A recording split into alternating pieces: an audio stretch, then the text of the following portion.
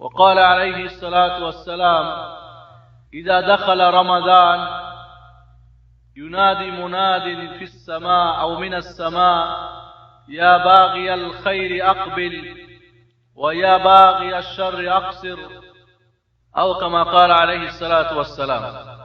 আর মাত্র কয়েকদিন পরে আমাদের কাছে আল্লাহ রাব্বুল আলামিনের এক বিশেষ মেহমান, আল্লাহ রাব্বুল আলামিনের এক অর্শ রমজানুল করিম আমাদের কাছে আগমন করতেছে। মহান রব্বুল আলামিনের এই মেহমানকে স্বাগতম জানাবের জন্যে, সাদরে গ্রহণ করার জন্যে আমাদের প্রয়োজন রয়েছে প্রস্তুতি গ্রহণ করার।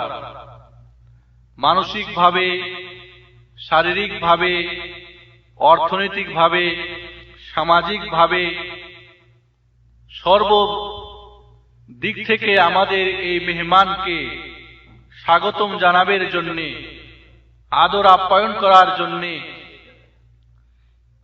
আমাদের প্রস্তুতি গ্রহণের প্রয়োজন রয়েছে।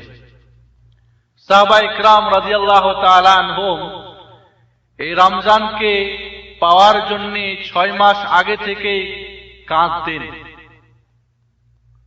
আল্লাহ এই রমজান যেন আমার ভাগ্যে অবশ্যই এই বছরে জুটে। এই মেহমানকে পাওয়ার পরে, এর হক আদায় করার পরেই যেন আমার দুনিয়া থেকে বিদায় হয়, তার আগে যেন না হয়।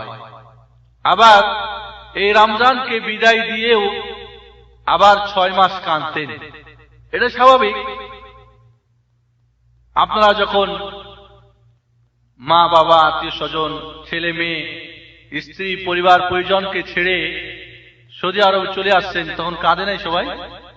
কাঁদছে না? কাঁদে নাই? স্বাভাবিক। প্রিয়জনকে বিদায় দিয়ে কাঁদে, এটা মানবীয় দুর্বলতার মধ্যে কোনো সন্দেহ নেই।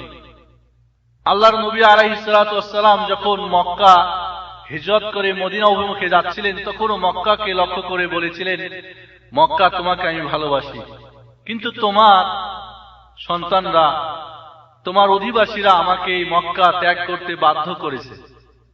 তাহলে ভালোবাসার প্রিয়জনকে বিদায় দিতে সবার চোখে পানি আসে, এটা স্বাভাবিক। আর রমজানের চাইতে প্রিয় আর কি হতে পারে মুমিনের জন্য? তো সাহাবায়ে কিরাম রাদিয়াল্লাহু তাআলা আনহুম রমজানকে পাওয়ার জন্য যেমন 6 মাস কাঁদতেন, বিদায় দিয়েও 6 মাস কাঁদতেন। আর আমরা তো মাত্র আর কয়েকদিন পরেই, তাহলে খুব আগে ভাগে আমাদের আজকের আলোচনা নয়, বরং অত্যন্ত দেরি করে আলোচনা শুরু হয়েছে। এই জন্যে আমাদের প্রয়োজন রয়েছে মানসিকভাবে, শারীরিকভাবে, অর্থনৈতিকভাবে, সামাজিকভাবে, শিক্ষা দীক্ষার দিক থেকে এই রমজানকে গ্রহণ করার জন্য মানসিকভাবে আমাদের আগ্রহ থাকতে হবে। পৃথিবীতে এটা নিয়মই রয়েছে। যদি মনে করেন এই দেশের সরকার বা বাদশাহ যদি বাংলাদেশে যাওয়ার আশা পোষণ করেন, খবর দেয় যে হ্যাঁ আমি অমুক মাসে বাংলাদেশ সফর করব, বাংলাদেশ সরকার বাহাদুর কি করবেন? এয়ারপোর্ট থেকে নিয়ে ওনার মেহমানখানা পর্যন্ত যতদিন থাকবেন, তার থাকা, খাওয়া ইত্যাদি সব কিছুর জন্য একটা স্পেশাল প্রস্তুতি গ্রহণ করবেন, ঠিক না? নিঃসন্দেহে। আমি ঢাকায় পড়তাম সেই সময়, সম্ভবত 85 কি 86, আমার খেয়াল নাই। নারী এলিজাবেথ বাংলাদেশে আসবেন বা আসবে প্রেসিডেন্ট এরশাদের সময়। ঢাকা শহর এমন পরিষ্কার হলো, আমার মনে হয় এর আগেও কখন হয়েছে কিনা আমাদের জানা মতো নেই। এমনকি রাস্তাঘাট থেকে ফকির মিসকিনগুলিকে দূর করে দেওয়া হলো, শুধু একজন মেহমানকে গ্রহণ করার জন্য। এটা মেহমান মানুষের, একজন মানুষ, কিন্তু রমজান মেহমান কার? আল্লাহ রাব্বুল আলামিনের। এই জন্য বন্ধুগণ, আমি আপনাদেরকে এটুক শুধু আজকের আলোচনা, আমি একটু অসুস্থ, জানি না আপনাদের কতক্ষণ পর্যন্ত আলোচনা রাখতে পারবো। এই মেহমানকে, রমজানকে গ্রহণ করার জন্য আমাদের মানসিকভাবে আগ্রহ থাকতে হবে, প্রস্তুতি থাকতে হবে, শারীরিকভাবে প্রস্তুতি থাকতে হবে, অর্থনৈতিকভাবে প্রস্তুতি থাকতে হবে, ভালো খাওয়া দাওয়ার জন্য, দান দক্ষিণার জন্য, সামাজিকভাবে এই রমজানকে গ্রহণ করার জন্য যত বাধা রয়েছে এগুলির উপযুক্ত ব্যবস্থা গ্রহণ করতে হবে। টেলিভিশনে তালা বন্ধ করতে হবে, বাজে প্রোগ্রাম দেখা বন্ধ করতে হবে। যারা এই রমজান মাসে পবিত্রতা অক্ষুণ্ণ বা এই পবিত্রকে বিনষ্ট করে তাদেরকে শক্ত হাতে বাধা দিতে হবে, তাদেরকে হাত ধরে হেদায়েতের পথে নিয়ে আসার চেষ্টা করতে হবে। এইভাবে রমজানের মাসলা মাসের শিক্ষার দিক থেকেও প্রস্তুতি গ্রহণ করতে হবে। বন্ধুগণ, একটা কথাই শুধু আপনাদের বলতে চাই, রমজান একটি আল্লাহ রাব্বুল আলামিনের পক্ষ থেকে একটা ওয়ার্কশপ। এই ওয়ার্কশপে আপনার গাড়িটাকে একটু ঝালাই করতে হবে, আপনার গাড়িটা ঝালাই করে নিতে হবে। এই যে আপনার গাড়িটাকে আপনি রং ইউজ করে এটাকে সঠিক ব্যবহার না করে, এটা তো তৈরি হয়েছে কি জন্যে? ওমা খালাকতুল জিন্না ওয়াল ইনসা ইল্লা লিয়াবুদুন। মানুষ এবং জিনকে আল্লাহ রাব্বুল আলামিন বলেন আমি আমার ইবাদতের জন্য সৃষ্টি করেছি। তাহলে আমার নাক, আমার কান, আমার চোখ, আমার পা, আমার পেট, আমার বিবেক, আমার বুদ্ধি, আমার সব কিছুই কার ইবাদত করবে? না শয়তানের, না দুনিয়া, না রিয়ালের, ডলারের, টাকার, না। বান্দা কার? আমি আল্লাহ। কিন্তু আমার চোখ কিন্তু আল্লাহর ইবাদত করে না, কান করে না, নাক করে না, মুখ করে না, পেট করে না, হাত পা করে না, বিবেক বুদ্ধি করে না, বরং হয়তো শয়তানের বন্দেগী করে, আর না হয় রিয়াল ডলারের করে, আর না হয় দুনিয়ার করে। ঠিক না বেঠিক? তাহলে বুঝতে হবে এই গাড়িটার কি হয়েছে? রং ইউজ হয়েছে। এটার ব্যবহার যেই ক্যাটালগ দিয়েছেন আল্লাহ রাব্বুল আলামিন, এটা বানিয়েছেন কে? মেড বাই আল্লাহ।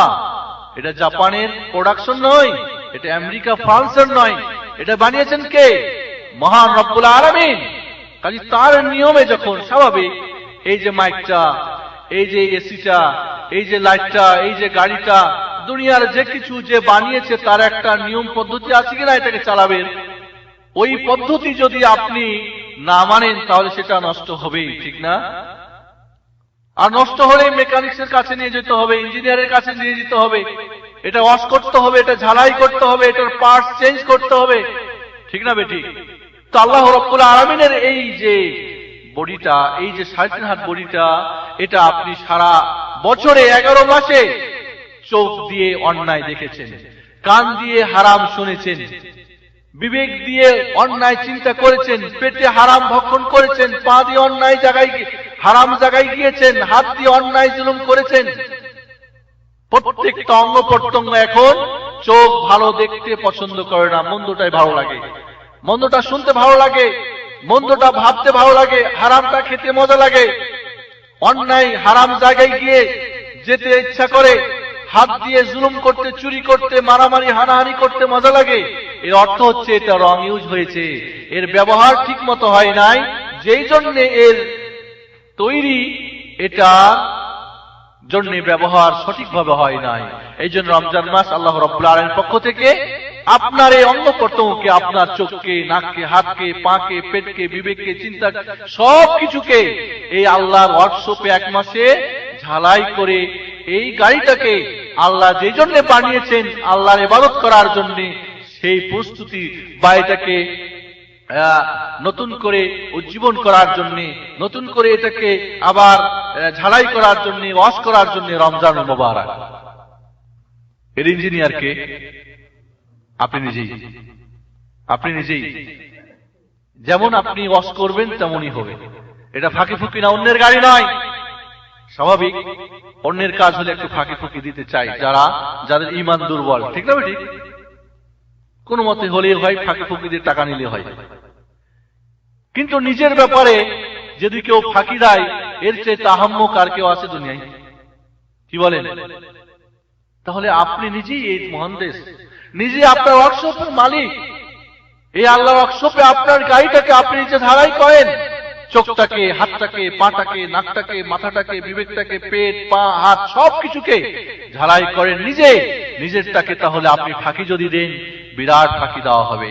আর ওর চাইতে বড় আহম্মক আর কেউ নাই যে নিজের কাজে যে ফাঁকি দেয়। কি বলেন? কোম্পানির যদি কাজ হয়, দোকান হয়, যেভাবেই চলে চলুক, কিন্তু নিজের হলে এটুক তো বুঝি আমরা কখনোই ফাঁকি দেওয়ার কেউ চেষ্টা করে না। 8 ঘন্টার জায়গায় 12 ঘন্টা ডিউটি করতে শরীর ব্যথা হয় না, ঠিক না? ঠিক। এই জন্য বন্ধুগণ, আল্লাহ রাব্বুল আলামিনের পক্ষ থেকে এই মহা এক সুযোগ আমাদের জন্য। আসুন রমজানে যদি আমাদের এই শরীরটাকে আমরা ঝাড়াই করে নিতে পারি, এটাকে পবিত্র করে নিতে পারি, এটার সমস্যা দূর করতে পারি, তাহলে দেখবেন রমজানের পরে আপনার সব কিছু আল্লাহর ইবাদত করতে অভ্যস্ত হয়ে যাবে।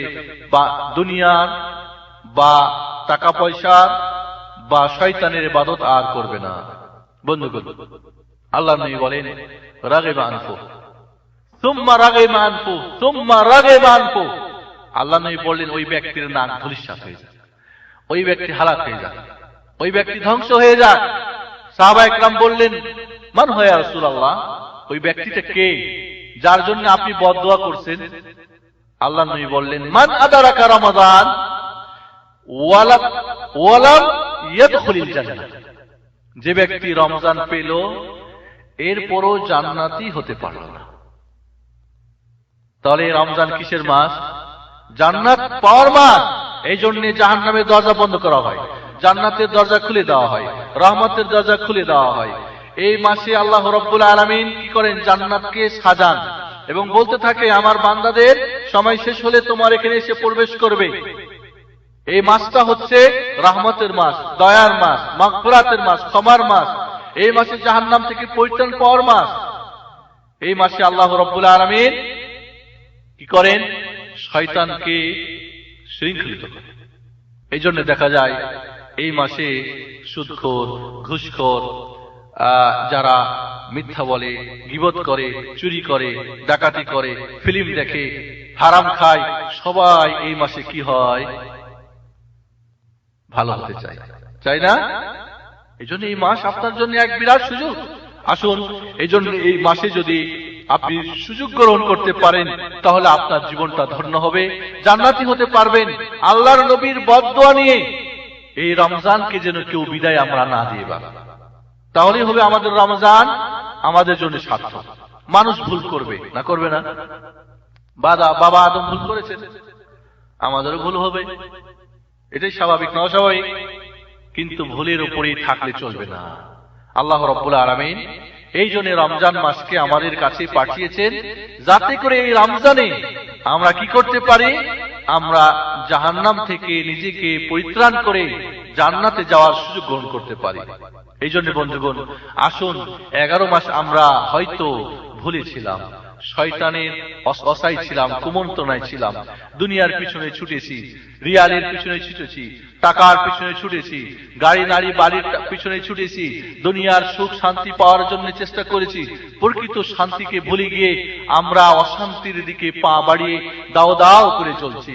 আল্লাহ বলেন আমান আরাদা আন যিকরি ফাইন্না লাহু মাঈশাতান যানকা ওয়া নাহশুরুহু ইয়াওমাল কিয়ামাতি আমা ক্বালা রাব্বি লিমা হাশারতানি আমা وقد كنت بصيرا قال كذلك أتتك آياتنا فنسيتها وكذلك اليوم تنسى।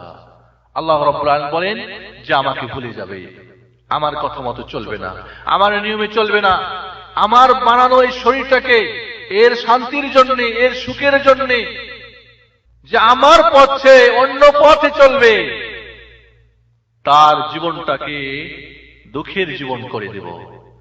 ওর জীবনে শান্তি আমি কেড়ে নেব। থাকবে তার টাকা পয়সা, ব্যাংক ব্যালেন্স, গাড়ি বাড়ি, সুন্দরী নারী, সুন্দর ঘর বাড়ি, ব্যবসা বাণিজ্য, টাকা পয়সা, নেতৃত্ব, কর্তৃত্ব, দুনিয়ার সব কিছুই তার থাকবে। এই সব কিছু কার জন্যে? শান্তির জন্য না? শান্তির জন্য কি না? আল্লাহ বলেন ওর শান্তি আমি কেড়ে নেব। আমান আরাদা আন যিকরি, যে আমার থেকে মুখ ফিরিয়ে নিবে, ফাইন্না লাহু মাঈশাতান যানকা, তার জীবনটা হবে দুঃখের জীবন, দুঃখের জীবন। তার এই দুনিয়ার সব কিছুই শান্তি দিতে পারবে না।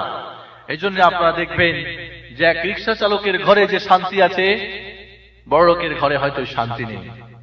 কারণ সে আল্লাহর পথ ছেড়ে দিয়ে দুনিয়ার শয়তানের পথে, দুনিয়ার মানুষের বাড়ানো পথে সে পা এগিয়েছে।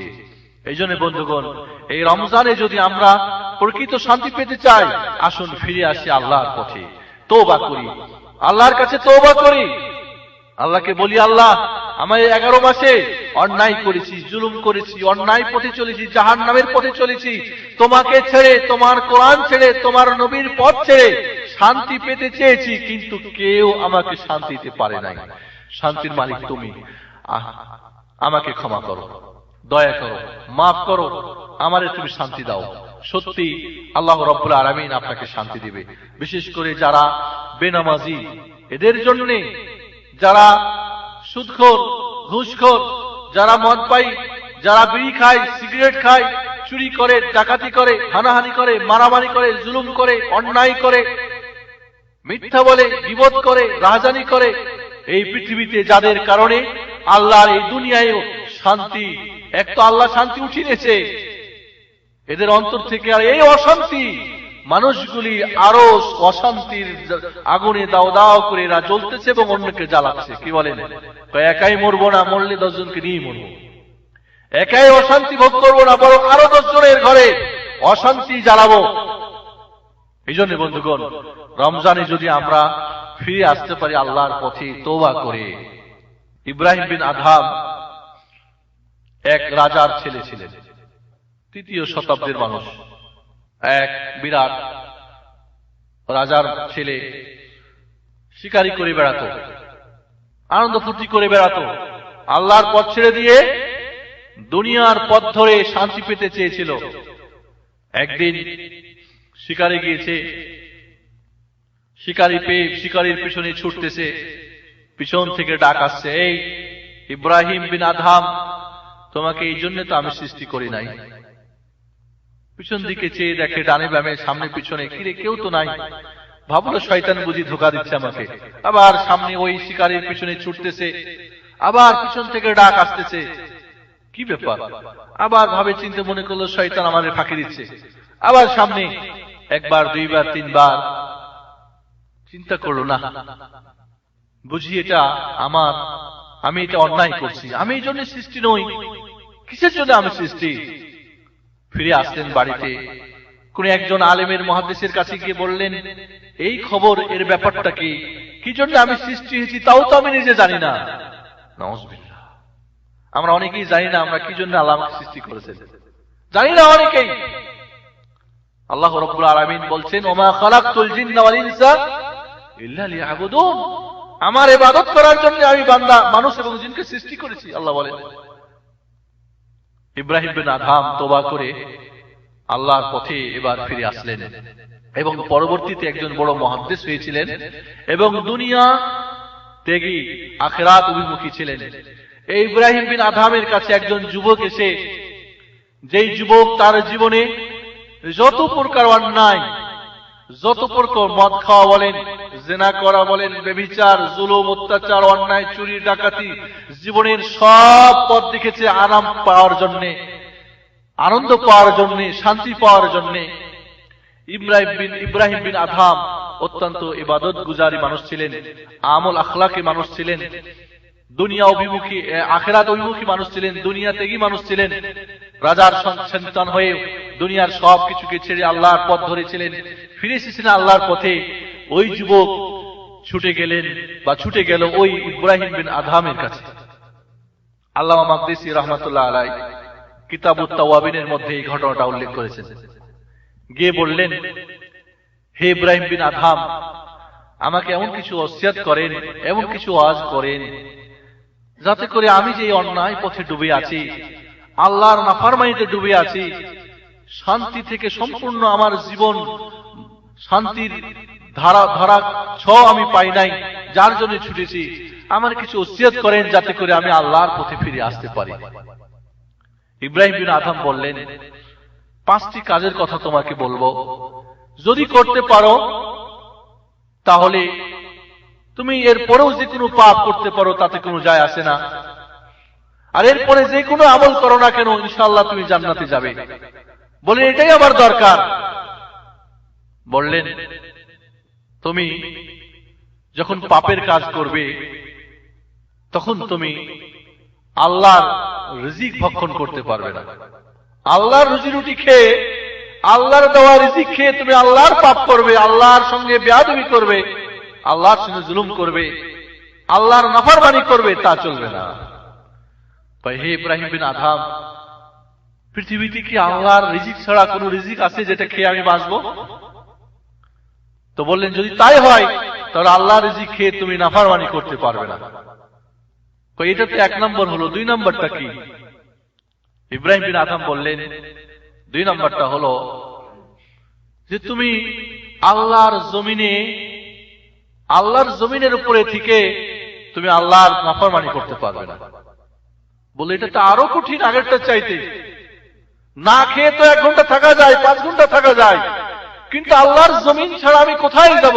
ইয়া মাশারাল জিন্নি ওয়াল ইনস ইন ইসতাতাতুম আন তানফুযু মিন আকতারিস সামাওয়াতি ওয়াল আরদ ফানফুযু লা তানফুযুনা ইল্লা বিসুলতান। হে জিন ও ইনসান, আল্লাহর রাজত্ব বাইরে চলে যাওয়ার যদি তোমাদের ক্ষমতা থাকে চলে যাও, কিন্তু যাওয়ার কোনো উপায় নেই। যেখানেই যাবে সেখানেই কার জমিন? আল্লাহর। কার আসমান?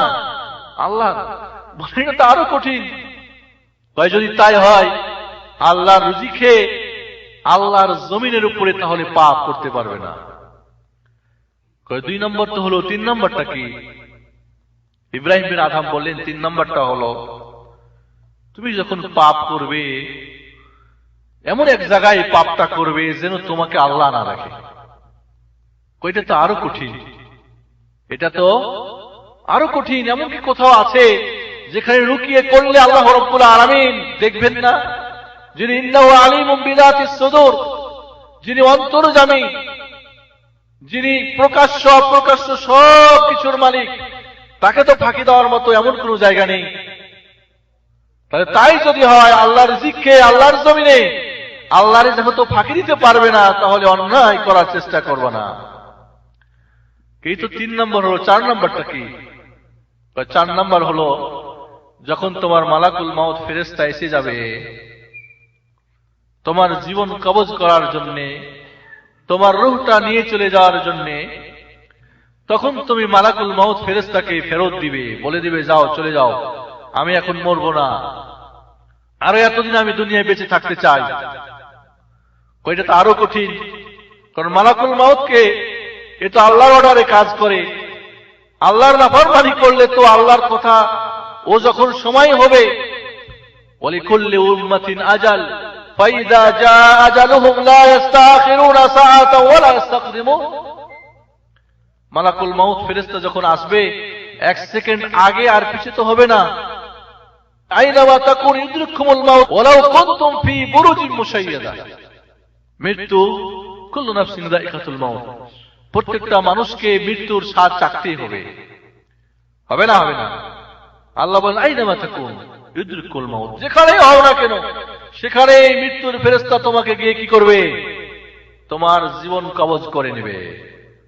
ওয়ালাউ কুনতুম ফি বুরুজিন মুশাইয়াদা, আল্লাহ বলেন কোন জায়গায় যে যদি তোমরা কি হও, লোহার সিন্দুক বানাই যদি ওর মধ্যে ঢুকে যাও, ঠিক আছে, বাইরে থেকে অক্সিজেন সেট করে দেন, কোন যদি ওখানে বিন্দু পরিমাণের ফাঁক না থাকে, ওখানেও মালাকুল মউত ফেরেশতা কি করবে? গিয়ে জীবনটা বের করে নেবে।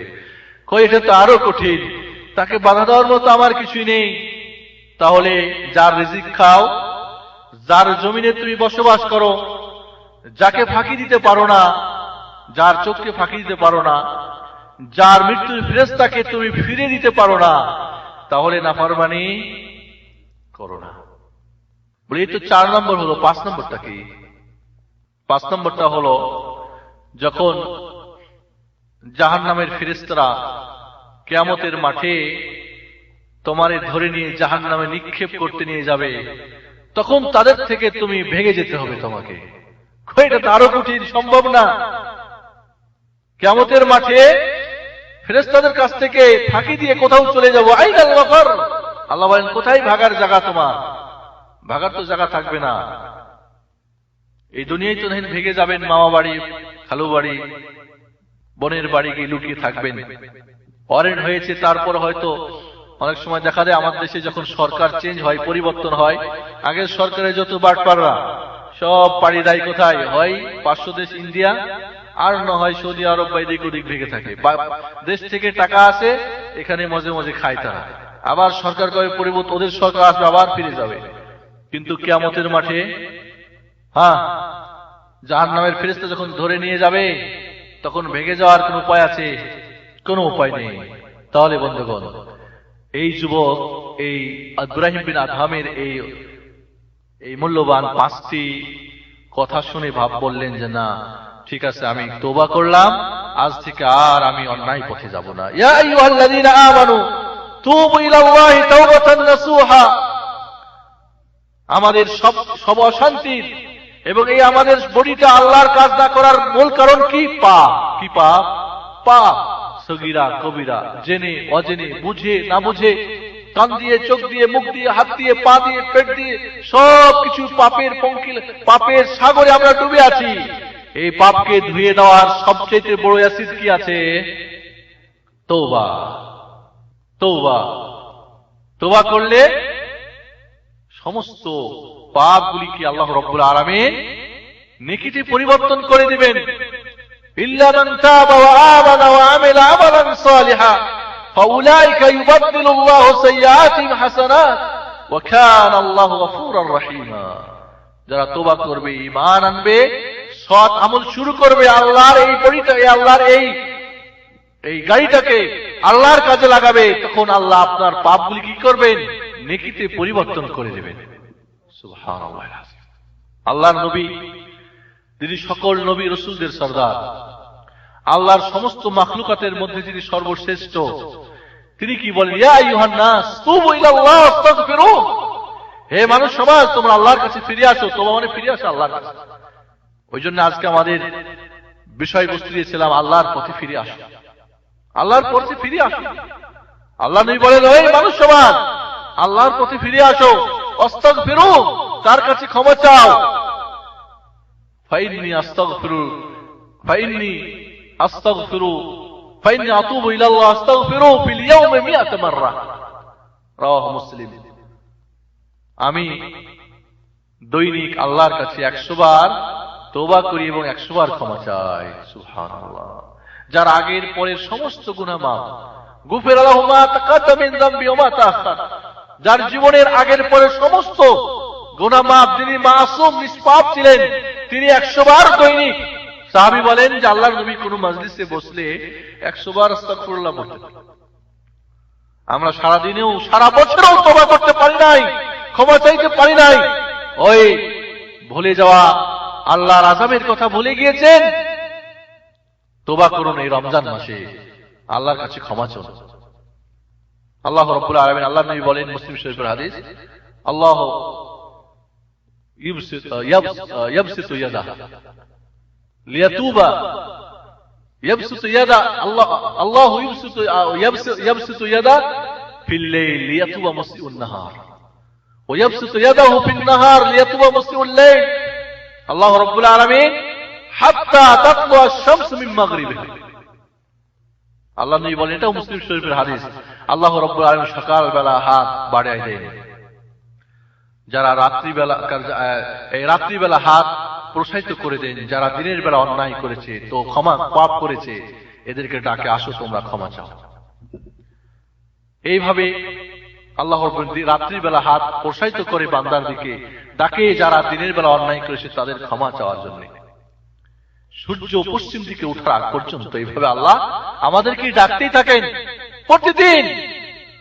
আল্লাহ রাব্বুল আলামিন প্রতিদিন সপ্ত আকাশের আশাদিন থেকে শেষ আসমানে এসে ডাকতে থাকেন, মাই আসআলুনি ফাউতিয়ালা, কে আছো আমার কাছে চাইবা, কার কি প্রয়োজন চাও, আমি সব কিছু দিই, তার চাওয়া পাওয়া পূরণ করে দিব।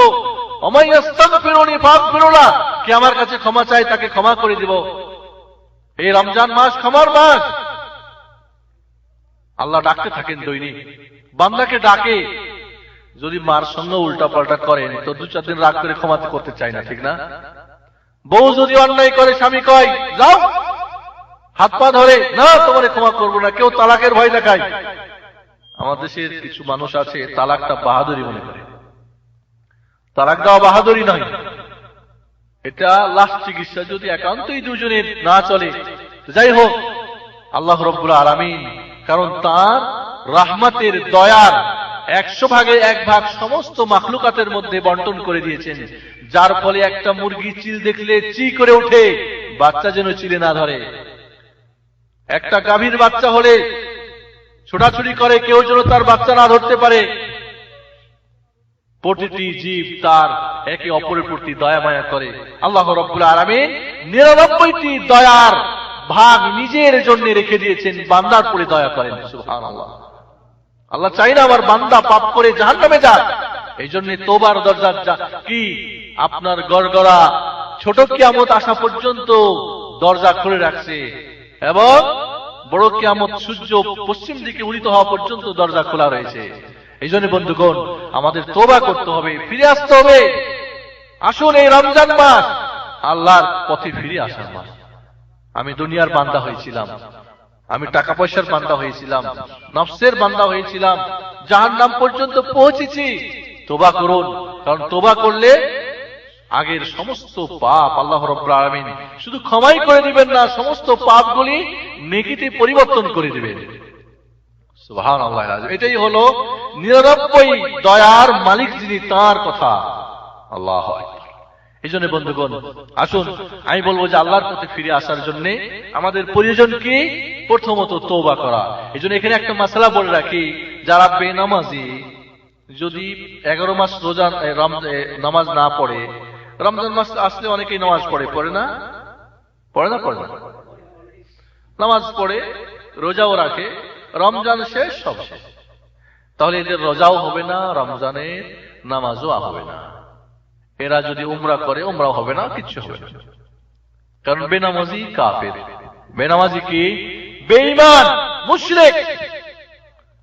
তার জন্য সুযোগ তওবা করে। কিন্তু যদি তওবা করে নাই, আর তওবার জন্য শর্ত হলো প্রথমত পাপের কাজ ত্যাগ করতে হবে। পাপের কাজ ত্যাগ করতে হবে। এটা দুই ভাবে হতে পারে, পাপ করা পাপের কাজ, আর আল্লাহর অর্ডার না পালন করাও পাপের কাজ, ঠিক কিনা? নামাজ পড়ে না, এটা পাপ। চুরি করে, এটাও পাপ। তাহলে চুরি ছাড়তে হবে, নামাজ পড়তে হবে।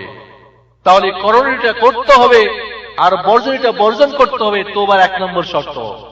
পাপ করবেন আর বলবেন আল্লাহ তওবা তওবা, মাফি পাই না, পাপের কাজ ছাড়তে হবে। 2 নম্বরের শর্ত, অনুতপ্ত হতে হবে, অনুসূচিত হতে হবে, লজ্জিত হতে হবে। আমি এত বড় মূর্খ, এত বড় আমি বেকুব যে আমি আমার স্বার্থ ত্যাগ করে মানুষের স্বার্থের জন্য ছুটেছি। কার জন্য ভাই দুনিয়ায় ছুটাছুটি করতেছেন? নিজে তো কয়দিন পরে মরে যাবেন, ছেলে মেয়ের জন্য, স্ত্রীর জন্য, বাবা মার জন্য, ভাই বোনের জন্য। আল্লাহকে ভুলে গিয়েছেন, আল্লাহর পথ ভুলে গিয়েছেন, দুনিয়ার গোলাম হয়েছেন। মরে গেলে সঙ্গে যাবে? যাবে না, যাবে না। আল্লাহ নবী বলেন, মানুষ মরে গেলে সঙ্গে 3টা জিনিস যায়। একটা হলো তার মাল সম্পদ যায় না, খাটটাট কিছু, কোদাল টোতাল, খন্তা টন্তা কবর দেওয়ার জন্য লাগে না। আর কি যায়? আত্মীয় স্বজন যায়, আর যায় তার আমল, আপনার নিজস্ব অ্যাকাউন্টের আমল। অ্যাকাউন্ট 2টা, একটা হলো সবার যৌথ অ্যাকাউন্ট, একটা আপনার নিজস্ব অ্যাকাউন্ট, যে অ্যাকাউন্টে কেউ শরিক না, যে অ্যাকাউন্টের মালিক আপনি। মরে গেলে আপনার সঙ্গে যাবে। আর একটা অ্যাকাউন্ট মরে গেলেই ছেলে মেয়ে আত্মীয় স্বজন সবাই ভাগ করে নিয়ে তারা মজা করবে। আপনার জন্য মোল্লা ডেকে মিলাদ করবে, মিলাদের সবও পাবেন না, বেদাতি নিয়ম। বন্ধুগণ, চলে আসবে আত্মীয় স্বজন ফিরে, যা কিছু গেছিল মাল ওগুলো ফিরে আসবে, থাকবে শুধু আপনার কি? আপনার আমল। আল্লাহ নবী বলেন, আল কাইয়িসু মান দারা নাফসা আমিলা লিমা বাদাল মাউত। আমরা তো মনে করি চালাককে, এই দুনিয়ায় লেখাপড়া করে টাকা পয়সা অর্জন করলো, বিরাট নেতৃত্ব কর্তৃত্বের মালিক হলো, অনেক কিছুই করলো, গাড়ি করলো, বাড়ি করলো, সুন্দরী নারী করলো, এই দুনিয়ার অনেক কিছুই, একে আমরা চালাক মনে করি কিনা? আল্লাহ নবী বলেন, চালাক হলো এরা, চালাক নয়। প্রকৃত চালাক যে নিজের অ্যাকাউন্টের হিসাব করলো, ওয়ামিলা লিমা বাদাল মাউত, এবং মৃত্যুর পরের জন্য কি আমল করলো।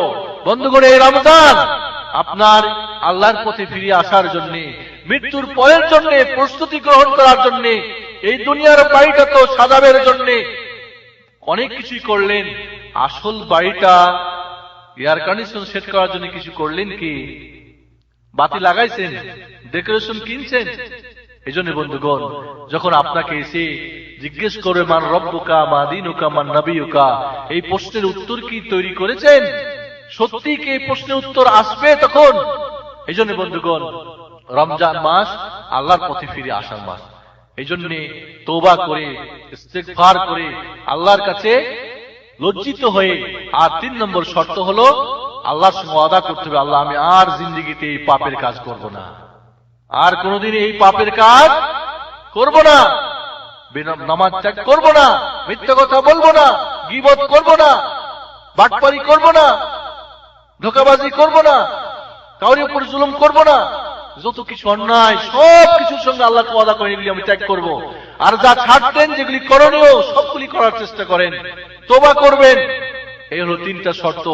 আর যদি মানুষের হক হয় তাহলে তার টাকা পয়সা হলে ফেরত দিতে হবে, যদি তার সঙ্গে অন্যায় করে থাকেন মাফ চেয়ে নিতে হবে, মোট কথা তার সঙ্গে ফয়সালা করে নিতে হবে, কারণ মানুষের হক আল্লাহ রাব্বুল আলামিন ক্ষমা করবেন না। এই জন্য বন্ধুগণ, আসুন এই রমজান মাস আল্লাহর পথে ফিরে আসার মাস। কয়দিন বাঁচবেন? মরে গেলে সঙ্গে কি যাবে? কিছুই যাবে না।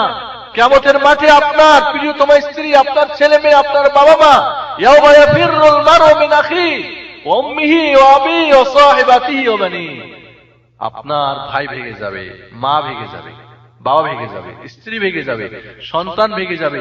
কেউ আপনাকে এক জাররা নেকি দিয়ে কি করবে না, সাহায্য করবে না। তাহলে তাদের জন্য ব্যস্ত হয়ে যৌথ অ্যাকাউন্টে অনেক জমালেন, নিজস্ব অ্যাকাউন্ট খালি।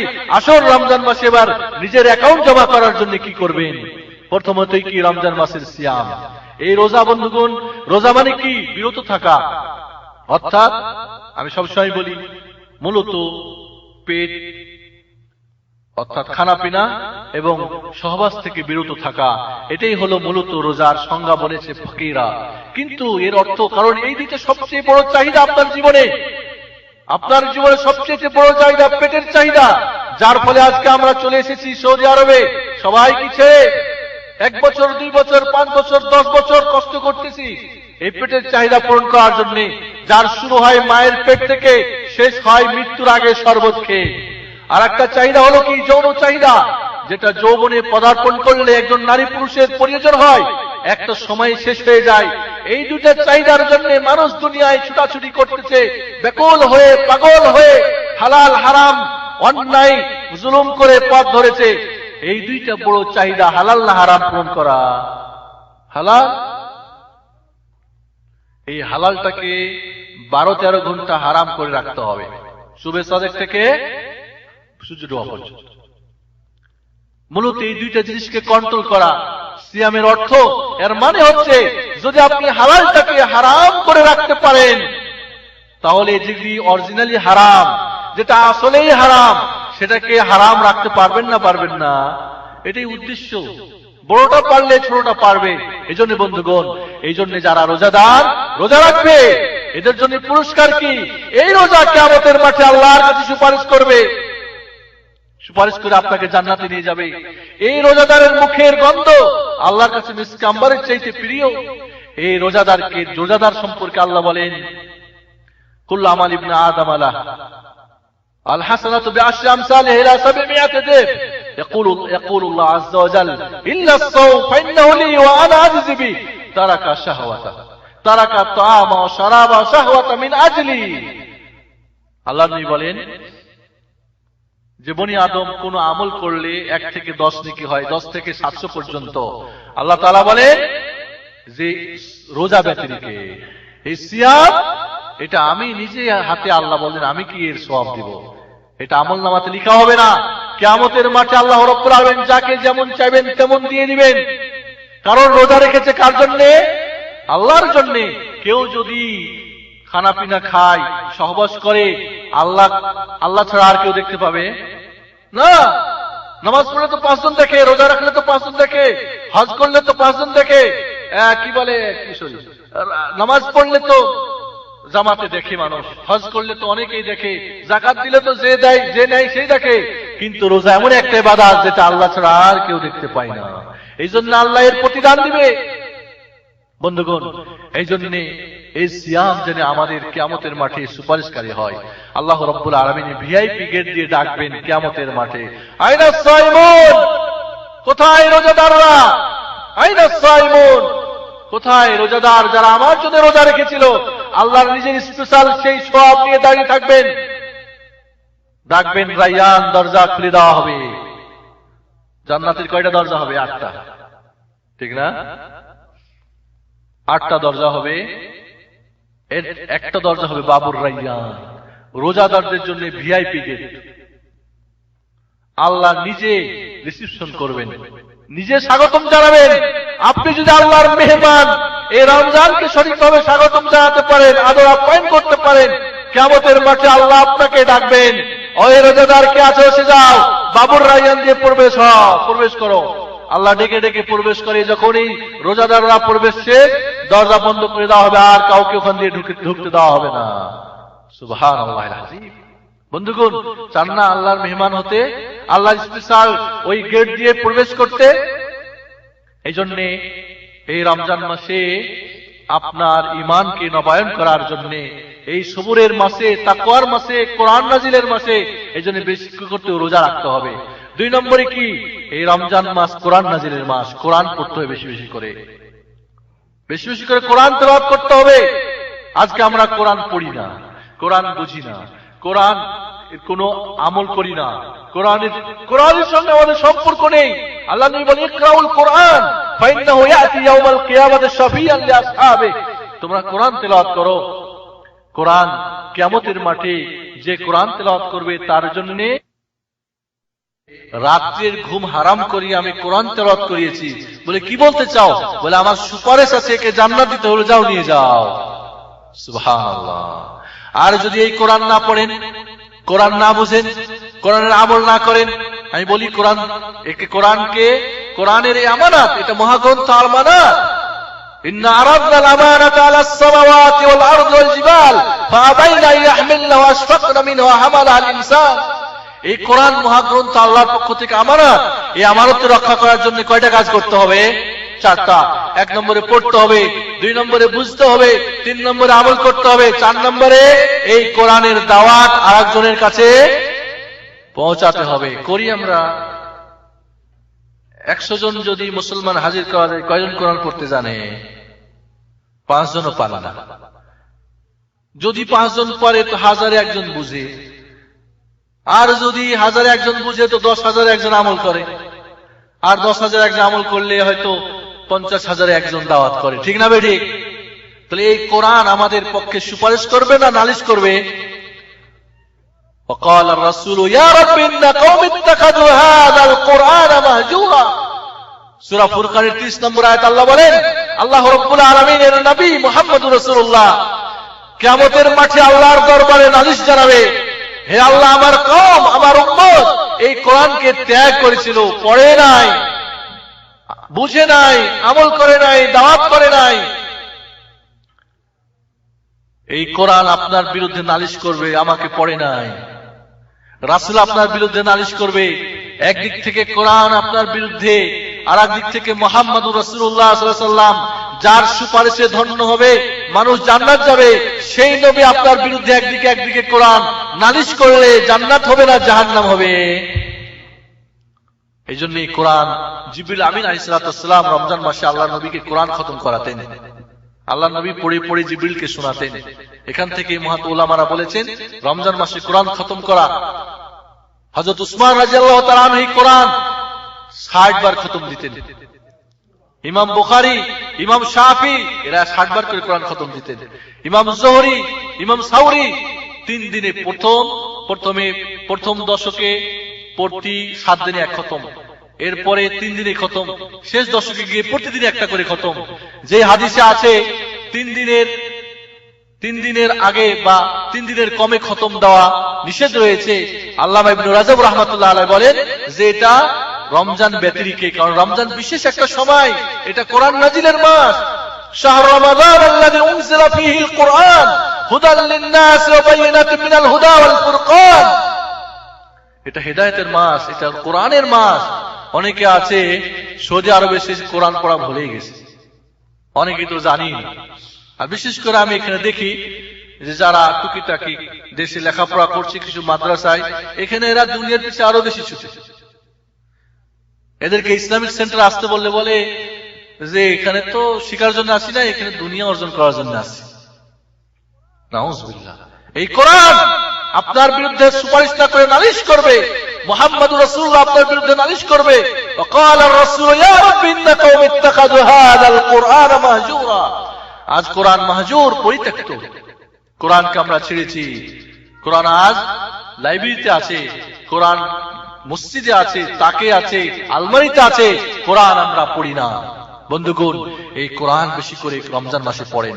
3 নম্বরে এই রমজান মাসে তারাবির নামাজ, কিয়াম বা তাহাজ্জুদ যাকে বলেন, তারাবি কিয়াম তাহাজ্জুদ একই জিনিস, এটা পড়েন।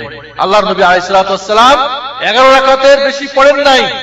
মা আয়েশা রাদিয়াল্লাহু তাআলা বলেন, বুখারী মুসলিমের হাদিস, মা কানা ইয়াজিদু ফি রমাদান ওয়ালা গায়রিহি আলা 11 রাকআ। মা আয়েশা বলেন, তাকে জিজ্ঞেস করা হলো, হে উম্মুল মুমিনিন আয়েশা রাদিয়াল্লাহু আনহা, আল্লাহর নবীর রাত্রির নামাজ সম্পর্কে আমাদেরকে অবহিত করুন। বললেন, আল্লাহর নবী রমজানে, এই রমজানের নামাজ সম্পর্কে আল্লাহ নবী বললেন, মা আয়েশা বললেন, রমজান এবং রমজানের বাইরে কখনোই 11 রাকাতের বেশি নামাজ পড়েন নাই। এটা বুখারী মুসলিমের হাদিস। বুখারী শরীফের হাদিস। আব্দুল্লাহ ইবনে আব্বাস বলেন যে আল্লাহ রাসূলের রাতের নামাজ 4 রাকাত ছিল। এইজন্য আল্লাহর নবী 11 বা 13 ঊর্ধ্বে বেশিরভাগ পড়েছেন 11 রাকাত, হয়তো মাঝে মধ্যে পড়েছেন 13 রাকাত, যেটা আব্দুল্লাহ ইবনে আব্বাস, কারণ ঘরের কথা, মা আয়েশার ঘরে আল্লাহর নবী নামাজ পড়তেন, তিনিই ভালো জানেন। এটাই হলো রাসূলের রাত্রির তাহাজ্জুদ বা কিয়ামুল লাইল বা তারাবি যাই বলে, এটাই হলো নামাজ। আল্লাহর নবী 3 দিন জামাত করে পড়িয়েছেন, ভয়ের কারণে ফরজ হয়ে যেতে পারে, এইজন্য আর পড়েন নাই। পরবর্তীতে হযরত ওমর ফারুক রাদিয়াল্লাহু আনহুর যুগে উবাই ইবনে কাব এবং তামিমুদ দারি, এটা মুয়াত্তা মালিকের সহিহ হাদিস, সাহিব ইবনে ইয়াজিদের হাদিস, এখানেও হযরত ওমর ফারুক ওই 11 রাকাতেই নামাজ পড়া চালু করেছিলেন। এজন্য সহিহ যেটা হলো এবং আল্লাহর নবীর আমল হলো 11 বা 13, এটাই পড়তে হবে। 2 রাকাত করে পরে সালাম ফিরবেন, 3 রাকাত পরে বেতর পড়েন, বেতর 1 সালামে পড়েন বা 2 সালামে পড়েন, মধ্যখানে বৈঠক করে উল্টা তাকবীর দিবেন না। এই ধরনের পদ্ধতি, এই ধরনের নিষেধ রয়েছে। বন্ধুগণ, এই হলো তারাবির নামাজ বা তাহাজ্জুদ বা কিয়ামুল লাইলের নামাজ। এর অতিরিক্ত যদি পড়তে চান, এটা হলো সুন্নতে মুআক্কাদা। এর অতিরিক্ত পড়তে চান, কোনো অসুবিধা নেই, পড়েন। 23 পড়ছেন যারা, পড়েন। কেউ 29 পড়ে, কেউ 39 পড়ে, আরো পড়েন। সালাতুল লাইলি মাসনা মাসনা। আল্লাহ নবী বলেন, রাত্রির নামাজ 2 রাকাত 2 রাকাত। ফাইদা খিফতাস সুবহা, সকাল হয়ে যাওয়ার ভয় করলে 1 রাকাত বেতর পড়ে নাও, খালাস। তাহলে এইখানে আল্লাহ নবী নির্দিষ্ট করেন নাই। এখান থেকে মুহাদ্দিসিনরা বলছেন রাত্রির নামাজ অনির্দিষ্ট, তবে সুন্নতে মুআক্কাদা, রাসূলের যেটা আমল, হযরত ওমরের যেটা সহিহ হাদিসে প্রমাণিত, সেটা হলো 11 বা 11 রাকাতের নামাজ। অতিরিক্ত পড়তে চাইলে ঝগড়া নাই। তবে যদি ইমাম সাহেব বেশি পড়েন, আপনি মনে করেন 11 পড়তে চান, কিন্তু ইমাম সাহেব 20 পড়েন, তাহলে তার সঙ্গেই পড়তে থাকেন, এটাই উত্তম। কারণ আল্লাহ নবী বলেন, মান সাল্লামা আল ইমাম হাত্তা ইয়ানসারিফ কুতিবাত লাহু আও কুতিবা লাহু কিয়ামুল লাইলা। যে ইমামের সঙ্গে নামাজ পড়বে এবং ইমাম যখন শেষ করবে তার সঙ্গে শেষ করে বাড়ি যাবে, তাহলে তার সারা রাত্রির নামাজ পড়ার নেকি লিখে দেওয়া হবে। তাহলে যদি আপনি মধ্যখানে চলে যান, তাহলে আপনি নেকি থেকে, সারা রাত্রির কিয়াম থেকে মাহরুম হয়ে গেলেন। বুঝে আসছে? এই নিয়ে ঝগড়া ফাসাদ করবেন না। তো উত্তম যেটা বললাম, 11 বা 13 পড়বেন, এটাই উত্তম। অতিরিক্ত কেউ বসে বললে তার সঙ্গে ঝগড়া ফাসাদ করবেন না। যদি সেই ভাবে পিছনে আপনি পড়েন, তাহলে আপনি তার সঙ্গেই পড়বেন, নেকি পাবেন ইনশাআল্লাহ। বন্ধুগণ, এই হলো রাত্রির নামাজ। এরপরে দান সদকা করেন। আল্লাহ নবী বলেন, আফজালুস সাদাকা সাদাকাতু রমাদান, উত্তম দান হলো রমজানের দান। দান সদকা করেন। আল্লাহ নবী আলাইহিস সালাতু ওয়াস সালাম সবচেয়ে দানবীর ছিলেন, রমজান মাসে আরো বেশি দান করতেন। ঝটিকা বেগে যে হাওয়া বয়ে যায়, এর চেয়ে তো আল্লাহর নবী বেশি কি করতেন? দান করতেন। এই যে রমজান মাসে দান সদকা করেন, গরিব মিসকিনের খানা খান। এই রমজান মাসে আরো বেশি বেশি করে জিকির আজকার করেন, বিশেষ করে ইফতারির সময়, সেহরির সময়। ইফতারির সময় দোয়া আল্লাহ কবুল করেন। সেহরির সময় আল্লাহ শেষ আসমানে নেমে আসেন, ডাকতে থাকেন। এভাবে রোজাদারদেরকে ইফতারি করান। আল্লাহ নবী বলেন যে মান ফাত্তারা সাইমান, যে রোজাদারকে রোজা করালো, সে রোজাদারের সমপরিমাণ নেকি পেল, এতে রোজাদারের কোনো নেকির কম হবে না। অনেকেই মনে করে সারাদিন রোজা রাখলাম আর একজনকে নেকিটা জিয়া দিব কে? না, আল্লাহ আপনার হিসাবটা কি এটা তো দিবে কে? আল্লাহ, ঠিক না? আল্লাহ বলেন ইয়া ইবাদি, হে আমার বান্দারা, আউয়ালাকুম ওয়া আখিরাকুম ওয়া ইনসাকুম ওয়া জিন্নাকুম, হে আমার বান্দারা, আমার আগের পরের জিন ইনসান সবাই যদি কি একটা মাঠের মধ্যে দাঁড়িয়ে যাও আর সবাই যদি আমার কাছে চাইতে থাকো, আমি আল্লাহ তোমাদের সবার যা যা চাওয়া সব পূরণ করে দিব, আমার ভান্ডার শেষ হবে না। অতটুকুই কম হবে না। যদি একটা আটলান্টিক কি করে এক মহাসাগরের মধ্যে যদি একটা সুই ডুবাই দেন আর দিয়ে যদি উঠান, এক বিন্দু পানি কমে উঠবে, ঠিক না? তাতে কি আটলান্টিক মহাসাগরের পানি কমছে বোঝা যাবে? আল্লাহ বলেন হাদিসে কুরসিতে, সবাই যদি চাও, সবাই যদি সবার কিছু দিয়ে দিই, তাতে আমার এতটুকু কমবে না, ওই আটলান্টিক মহাসাগরের সুই ডুবাই যতটুকু কমবে। সুবহানাল্লাহ। এই জন্য আল্লাহর কাছে চাইতে থাকেন। এই রমজান মাসে, এই জন্য রমজান মাসে উমরা করেন। এই রমজান মাসে একটা উমরা করলে কি হবে? একটা হজের নেকি হবে। আল্লাহর নবী বিদায় হজ থেকে ফিরে এসে এক মহিলাকে দেখলেন, বললেন তুমি হজ করতে যাও না? বলেন না ইয়া রাসূলুল্লাহ, দুইটা ঘোড়া, দুইটা উট, একটা উটে আমার স্বামী আপনার সঙ্গে হজে গিয়েছিলেন, আর একটা উটের দায়িত্ব আমার, এর খানা পিনা, এই আর জমিনে পানি সেচ দেওয়া, এই দায়িত্বগুলি আমার ছিল, এই জন্য আপনার সঙ্গে যেতে পারি নাই হজ করতে। আল্লাহ নবী বললেন যখন রমজান আসবে তখন উমরা করে নিও। রমজান মাসের উমরা হজের সমান নাকি। অন্য বর্ণে আছে আমি নবীর সঙ্গে হজ করার সমান নাকি। সুবহানাল্লাহ। চিন্তা করেন বন্ধুগণ, আল্লাহর নবীর সঙ্গে যারা হয়, আজকাল আমরাও হজ উমরা করি না রমজান মাসে? ইসলামিক সেন্টারের পক্ষ থেকে রমজান মাসে 4টা তারিখ নির্দিষ্ট করা হয়েছে, সম্ভবত 9 তারিখ, 16 তারিখ আর 23 তারিখ আর 25 তারিখ গাড়ি যাবে। যারা যেতে চান এখান থেকে শাইখরা যাবে, তাদের সঙ্গে উমরা করার চেষ্টা করবেন ইনশাআল্লাহ। বন্ধুগণ, আমরাও তো উমরা করি। আর সাহাবায়ে কেরাম আল্লাহর নবী কি সঙ্গে কি করেছিলেন? হজ করেছিলেন। একটা হজ মানে কি? কবুল হজ, জান্নাতি হয়ে যাওয়া, নিষ্পাপ হয়ে যাওয়া। কতবারই তো উমরা করলেন, কিন্তু উল্টা পাল্টাই চললেন, তাহলে বুঝতে হবে উমরা হয় নাই। বন্ধুগণ, রমজান শেষে যদি আর আগে যদি একই হয়, তাহলে বুঝতে হবে রমজান কোনোই কাজ হয় নাই। এজন্য উমরা করার চেষ্টা করেন যতদূর সম্ভব হয়। যারা ছুটি পান, যাদের ব্যবস্থা আছে, সুবিধা আছে, উমরা একটা করার চেষ্টা করবেন অবশ্যই ইনশাআল্লাহ। আল্লাহর নবীর সঙ্গে হজ করার সময় নেকি, এবার একটা হজের নেকি, এর চেয়ে আর কি পেতে পারেন? এই রমজান মাসে লাইলাতুল কদর রয়েছে, একটা রাত্রি। লাইলাতুল কদর খায়রুম মিন আলফি শাহর, 1000 মাসের চাইতে, 83 বছর 4 মাসের চাইতে উত্তম। এই রাত্রি যে মাহরুম হয়ে গেল, আল্লাহ নবী বলেন সর্বকল্যাণ থেকে মাহরুম হয়ে গেল। শেষ দশকে, শেষ 10 বিজয় রাত্রি 21, 23, 25, 27, 29 যে কোনোটা একটা হতে পারে, কোন একটা নির্দিষ্ট করা ঠিক না। কারণ এক এক বছরে এক এক রাত্রি বিজয় রাত্রিতে হয়, বিজয় রাত্রিতে হয়, তবে এক এক বছরে এক এক রাত্রিতে হয়। এই জন্য চেষ্টা করবেন এই লাইলাতুল কদর পাওয়ার জন্য। এই রাত্রিতে এটাই হলো ভাগ্য রজনী। আমরা তো বোকা মুসলমান, কিছু মোল্লা প্যাট এবং পকেটের ব্যবসা করতে গিয়ে আমাদেরকে তো ভাগ্য রজনী বানাই দিল সবে বরাত, 15ই শাবান, ওখানে খুব করলাম, কিন্তু সব লাইলাতুল কদরে গিয়ে আমাদের খবর থাকে না।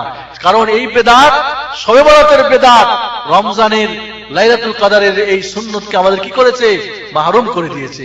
এটাকে মলিন, এটা কি করেছে? হার বানিয়েছে। এই জন্য আল্লাহর নবী শেষ দশকে ইতিকাফ করতেন, পারলে ইতিকাফ করেন, নিজে কোমর বাঁধতেন, অর্থাৎ মজবুত হতেন, নিজে রাত্রি জাগতেন এবং পরিবার সবাইকে জাগাতেন, নিজে কি বলে ইতিকাফ করতেন। এজন্য বন্ধুগণ, ইতিকাফ করার চেষ্টা করেন।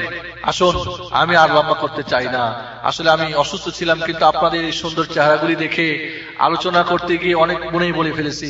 আসলে আজকে আমার আলোচনা করার কথাই ছিল না, কারণ সারাদিনে যে অবস্থা আমার, তাতে জানি না, মনে করছিলাম আলোচনা করতে পারবো না। একটু আগে জমজম পানি খাচ্ছিলাম আর নিয়ত করতেছিলাম যেন আল্লাহ আজকের আলোচনাটা করতে পারি। আল্লাহ জমজমের পানি যেই নিয়তে খাওয়া হয়, ওই নিয়ত পূরণ হয়, আল্লাহ হয়তো পূরণ করছে ইনশাআল্লাহ। বন্ধুগণ, আসলে আল্লাহর পথে ফিরে আসুন। এই রমজানকে, এই রমজান আল্লাহর মেহমানকে আল্লাহর কাছে গিয়ে নালিশ করতে যেন সুযোগ না পাই, বরং সুপারিশ জন্য করে। এই রমজানের সিয়াম, এই রমজানের কিয়াম, রাত্রি নামাজ, কোরআন তেলাওয়াত, আমরা ইফতারি করাই, সিহরি খাই, আমরা উমরা করি, আমরা কোরআন তেলাওয়াত করি, আমরা লাইলাতুল কদর পাওয়ার চেষ্টা করি। আমরা আবারও ওই কথাটা আপনাদের বলবো যে আল্লাহর নবীর কথা আলাইহিস সালাতু ওয়াস সালাম, রাগিবা আনফু সুম্মা রাগিবা আনফু সুম্মা রাগিবা আনফু, কিলা ওমান হুয়া ইয়া রাসূলুল্লাহ, ক্বালা মান আদরাকা রমাদান ওয়ালাম ইয়াদখুলিল জান্নাহ। আল্লাহ নবী বললেন ওই ব্যক্তির নাক ধূলিসাৎ হয়ে যাক। তিনবার বললেন। সাহাবায়ে কেরাম জিজ্ঞেস করলেন ওই ব্যক্তি কে ইয়া রাসূলুল্লাহ? আল্লাহ নবী বললেন ওই ব্যক্তি হলো যে রমজান পেল এরপরও সে জান্নাতে প্রবেশ করতে পারল না। আমরা যেন হতভাগাই না থেকে যাই, নাক ধূলিসাৎ যেন না হয়ে যায়, ধ্বংসপ্রাপ্ত যেন না হই। রমজান যদি এবারের রমজান আমাদের সমস্ত, রমজান মানে পুড়িয়ে দেওয়া, আমাদের সমস্ত পাপগুলিকে পুড়িয়ে ছাই করে নিষ্পাপ হয়ে আল্লাহর ওয়ার্কশপে আমাদের গাড়িটাকে নতুন করে আমরা এটাকে জীবন ফিরাতে পারি। এই আল্লাহর গাড়িটাকে আল্লাহর ইবাদতের জন্য কাজে লাগাতে পারি, আল্লাহর নিয়মে চলতে পারি, শয়তানকে আমরা যেন ভাগাতে পারি, শয়তানের সঙ্গে যেন আমাদের সম্পর্ক ছিন্ন হয়, তওবা করে আমরা ফিরে আসতে পারি। আর সিয়াম মানে বিরত থাকা সর্বপ্রকার অন্যায়, অশ্লীল, হারাম, নোংরা, রাহাজানি, মারামারি, হানাহানি, জুলুম, অত্যাচার, সুদখোরি, ঘুষখোরি, যত কিছু বেবিচার, যত কিছু অন্যায় আছে সব অন্যায় থেকে যেন আমরা বিরত থাকতে পারি। তাহলে হবে এবার আমাদের রমজান সার্থক, এবারে রমজান আমাদের জন্য কল্যাণকর হবে। সত্যি সিয়াম আমাদেরকে সমস্ত অন্যায় থেকে বিরত রাখতে পারবে। আসুন আমাদের আবারও বলি, মানসিকভাবে, শারীরিকভাবে, অর্থনৈতিকভাবে, সামাজিকভাবে, শিক্ষা দীক্ষার মাসলা মাসাইল আলোচনা করার আজকে আমাদের সুযোগ নেই, সময় নেই। আপনারা আমাদের ক্যাসেট নিয়ে নেবেন, বই নিয়ে নেবেন, প্রয়োজনীয় মাসলা মাসাইল জানার জন্য টেলিফোনও করবেন। ইনশাআল্লাহ আপনাদের খিদমতে আমরা আছি। আল্লাহ রাব্বুল আলামিন আমাদেরকে যেন এই রমজান যেন আমাদের জীবনকে জান্নাতি বানিয়ে দেওয়ার জন্য রমজান করে দেন। আল্লাহর এই মেহমানকে যেন আমরা সঠিকভাবে গ্রহণ করতে পারি। এই সিয়াম যেন আমাদের জন্য কিয়ামতের মাঠে সুপারিশ করতে পারে। এই কোরআন যেন আমাদের এবারের কোরআন তেলাওয়াত যেন, বিশেষ করে যারা কোরআন পড়তে পারেন না তাদের জন্য সুযোগ, রমজান মাসে প্রতিদিন আমাদের তারাবির পরে কোরআন শিক্ষা দেওয়া হবে। যারা শিখতে চান চলে আসবেন ইসলামিক সেন্টারে, আমি আপনাদের শিক্ষা দেবো ইনশাআল্লাহ। চেষ্টা করব প্রতিদিন 30 দিন ইনশাআল্লাহ। দেখবেন যারা কোরআন পড়তে পারেন না, ইচ্ছা থাকলে কোরআন শিখে নেবেন ইনশাআল্লাহ, বা যারা শুদ্ধ পড়তে পারেন না সবার জন্য সুযোগ। আপনাদের উমরার জন্য ব্যবস্থা আছে, যোগাযোগ করবেন। আকুলু কাওলি হাযা আস্তাগফিরুল্লাহ ওয়া আতুবু ইলাইহি মুসলিম মুহাম্মদ ওয়া আলা আলিহি ওয়া সাহবিহি আজমাইন। আপনাদের কারো প্রশ্ন থাকলে প্রশ্ন করতে পারেন। আমার এক ভাই প্রশ্ন করছেন যে আমাদের দেশে ইমামরা উল্টা তাকবীর দিয়ে বেতর নামাজ পড়েন। আসলে আমাদের দেশে বেতর নামাজটা যেভাবে পড়া হয় পুরোটাই সুন্নাহ বিরোধী, রাসূলের সুন্নতের পরিপন্থী, পুরো নিয়মটাই। প্রথমত বেতর মানে বেজোড়, এটা 1 রাকাত হতে পারে। হাদিসে 1 রাকাতেরও কথা আছে, 3 আছে, 5 আছে, 7 আছে, 9 আছে, 11 আছে, 13 রাকাতেরও জয়ীফ হাদিস আছে। আমার দেশের আলেমরা 3 রাকাত বেতর ছাড়া অন্য কোনো বেতর মানেন না। এটা একটা হাদিসের পরিপন্থী ফতোয়া। 2 নম্বরে বেতরের নামাজের পদ্ধতিতেও উল্টাপাল্টা। আল্লাহর নবী আলাইহিস সালাতু ওয়াস সালাম বলছেন লা তুতিরু বিসালাত, 3 রাকাত বেতর পড়ো না। আউতিরু বিখামসিন আও বিসাবইন আও আউতিরু খামসান আও সাবআন, 3 রাকাত বেতর পড়ো না, বরং তোমরা 5 রাকাত বেতর পড়ো, 7 রাকাত বেতর পড়ো। অন্য হাদিসে আল্লাহর নবী বলেন তোমরা মাগরিবের মতো করে বেতর পড়ো না, মাগরিবের সাদৃশ্য বেতর পড়ো না। তাহলে আমরা যেভাবে বেতর পড়ি মাগরিবের মতো করে পড়ি, 2 রাকাত পড়ে বৈঠক করি, আবার উঠে 1 রাকাত পড়ি, এটাই তো মাগরিবের মতো হলো, ঠিক না বেটি? আল্লাহর নবী 3 রাকাত বেতর পড়েছেন, অন্য হাদিসে 3 রাকাত বেতর পড়ার সমর্থ আছে, প্রমাণও আছে।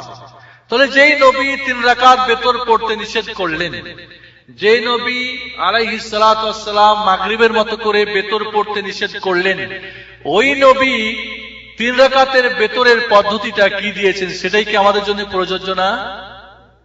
কি আস্তে করে বলেন কেন? ঠিক না বেটি? আল্লাহর নবী আলাইহিস সালাতু ওয়াস সালাম এই বেতর 2 ভাবে পড়ার আমাদেরকে পদ্ধতি দিয়েছেন। একটা হলো 2 রাকাত পড়ে সালাম ফিরাই দিবেন, এরপরে আর 1 রাকাত পড়বেন 2 সালামে, 3 রাকাত 2 সালামে, শাফআন ওয়া বিতরান, 2 রাকাত পড়ে সালাম ফিরাই দিবেন, আর 1 রাকাত পড়বেন। ঝামেলা হলো নিয়ত। আমাদের দেশের হুজুরা তো নিয়ত পড়া মুখস্থ করাইছে না, নিয়তের কোনো ঝামেলা নাই। নিয়ত মানে সংকল্প, এটা দিলের কাজ। 3 রাকাত বেতর পড়ার নিয়তে 2 রাকাতের কি করবেন, তাকবীরে তাহরিমা বাঁধবেন, সালাম ফিরে দিয়ে আবার 1 রাকাতের। এর জন্য তো মুখে কিছু পড়ার দরকার নাই। আরে বাপ, 3 রাকাত বেতর 2 ভাবে, এই যে ভাবে পড়ার তো নিয়ত বই কিতাবে নাই, করুন কি এখন? বিরাট ঝামেলা। ঝামেলা তো আপনার মোল্লাজি বানাই রাখছে, আল্লাহ আল্লাহ রাসূল তো ঝামেলা করে রাখে নাই।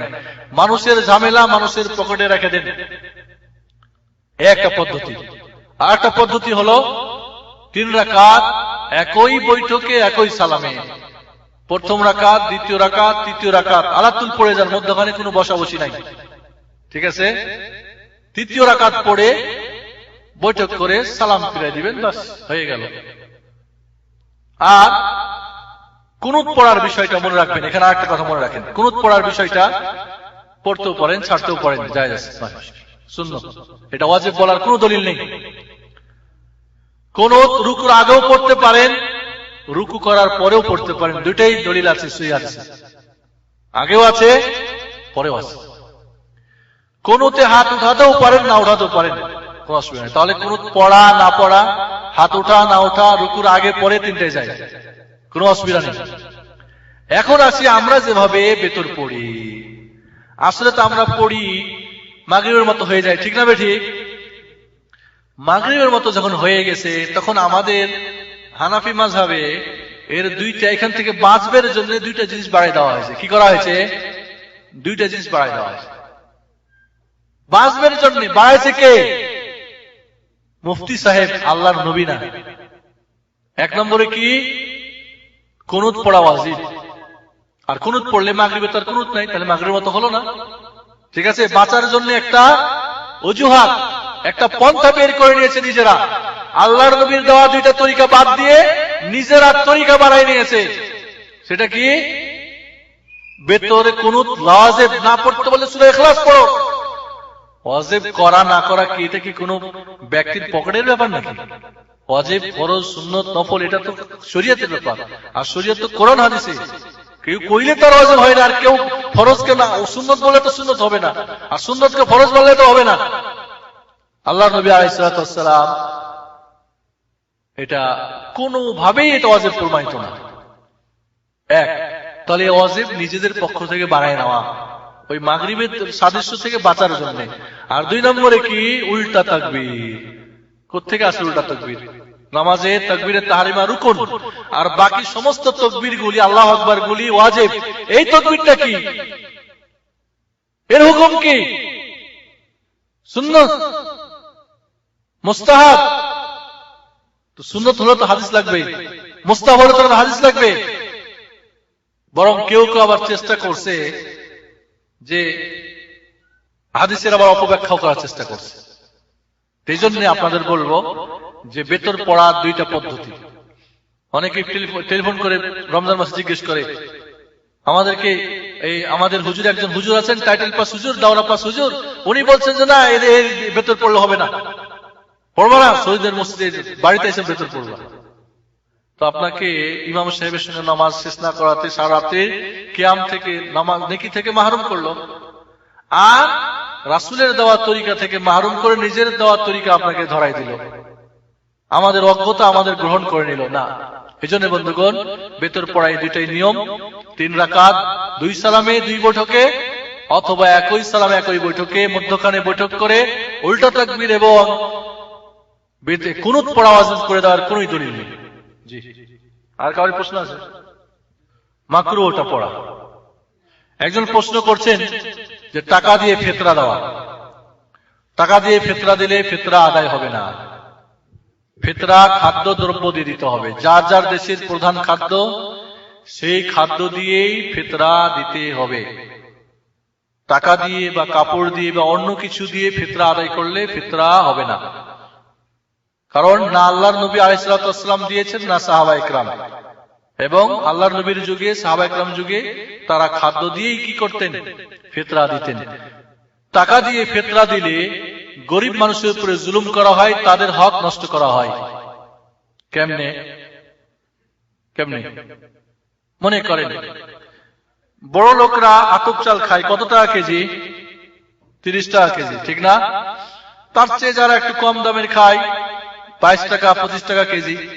আর যারা গরিব মানুষ কত টাকা খায়? 10 থেকে 12, বা এখন বাংলাদেশে তো মনে করেন 15 টাকা কেজি। যখন নির্ধারণ করা হয় কোনটা করা হয়? 15 টাকারটা, ঠিক না? ঠিক না ভাই? ঠিক। গরিবকে দুই দিক থেকে ঠকা হলো। কেমনে? গরিব মানুষকেও সদকা দিতে হবে, ফিতরা দিতে হবে। ফিতরা সবার উপরে লাজিম। গরিব ধনী ছোট বড় নারী পুরুষ সবাইকে দিতে হবে। এটাই রাসূলের যুগের আমল ছিল, এটাই হলো আমাদের আমল থাকতে হবে। সদকা ফিতরা, ফিতরার সদকা বা যাকাতুল ফিতর ওয়াজিব হওয়ার জন্য যাকাতের নিসাব হতে হবে। এটা হাদিসের পরিপন্থী ফতোয়া বা মাসালা। সবাইকে দিতে হবে। ঈদের দিনে যার বাড়িতে দেওয়ার সামর্থ্য আছে তাকে দিতে হবে। ঈদের দিন এবং রাত্রির খাওয়া দাওয়া নিজের ফ্যামিলি পরিবারের অতিরিক্ত থাকলে দিতে হবে। যদি একসানা দিতে পারে হাফসাও দিতে হবে, আল্লাহ ওটাই কবুল করবে। কেমনে ঠকা হলো?